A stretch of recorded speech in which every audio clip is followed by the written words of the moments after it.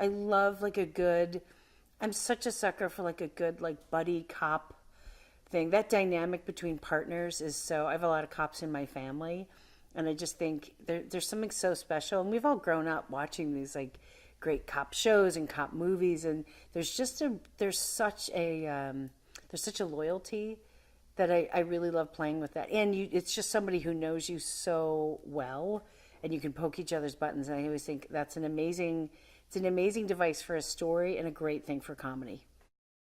Just being around it and seeing the technique, it's like everything is different with the puppets.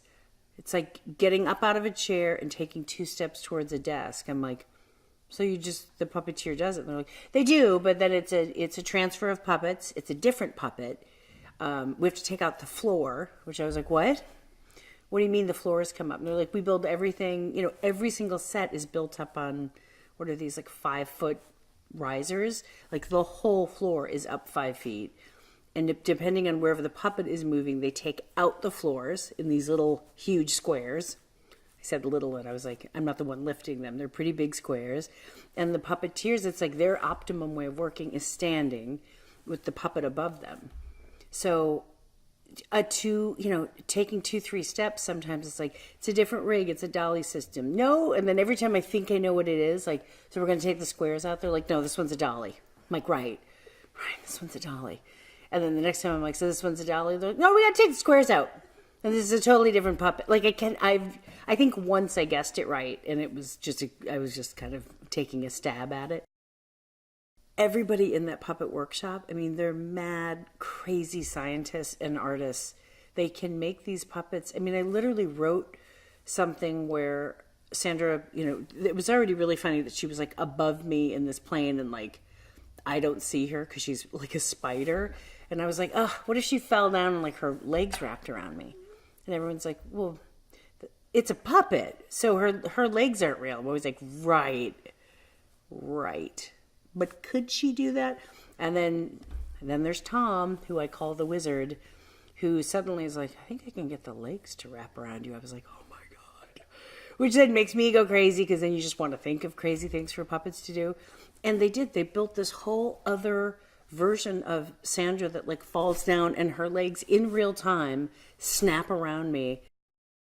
It's such a team. Like each puppet, it's sometimes 5 people doing it. A lot of times 2, sometimes 3. It can be up to 5 people literally bringing this puppet to life. And the fact that they can all do that and do it so fluidly that it's still one character, I mean, it's just crazy. It's really something to watch work. And you end up talking to all the puppets.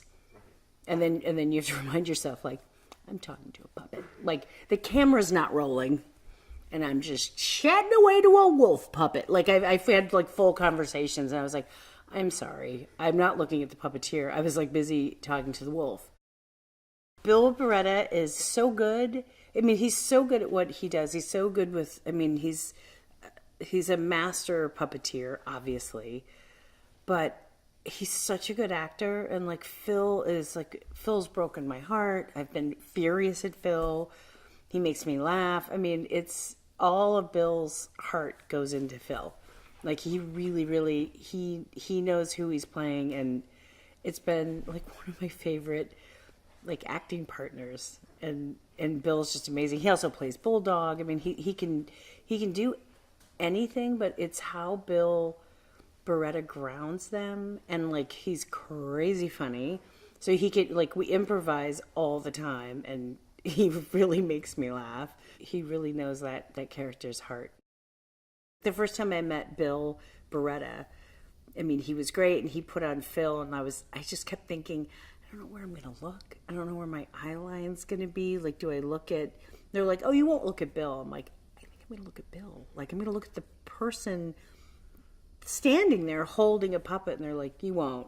I was like, I think I will. And then of course the second Bill put on Phil and started talking to me, I just talked to Phil. Jenny is played by Elizabeth Banks. Ridiculous. She was part of the show, the original show. She was the one human on it. She was like just America's sweetheart, who's now stripping. Often 4 puppets. There's some dance numbers with carrots. I'm not going to give it away, but it was so great, like Heart of Gold. And then there's a twist I never want to say, but you know, she was Jenny. Like, it's so funny when people come in, you're just like, oh my God, well, of course it's you. And I just love that she was everything, had everything, and just fell from it. And I was like a terrible strip bar. Not that there's really great ones. And her life is, you know, and I think everyone from the Happytime gang is now thinking that, like, when the show comes back on, we'll all get back to like where we were, and that's not happening because they're all basically being murdered. Miss Maya Rudolph is Bubbles, and she literally, truly is Bubbles.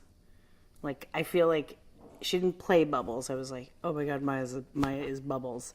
Like, everything. She just literally, when everything got put together, we were all like, Bubbles. Like, it just was, her and Phil, she plays, Bubbles is Phil's kind of like right hand. Like, she's the one that keeps it going, his office, knows everything, is smart, but also just like a bit of an eccentric.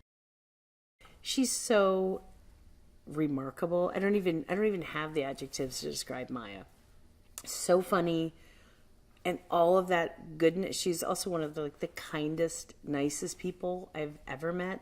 And I think all of that, just like, you literally feel it through the lens. Like, you feel what a wonderful person Maya is, and Maya doing Bubbles is like, it's perfect.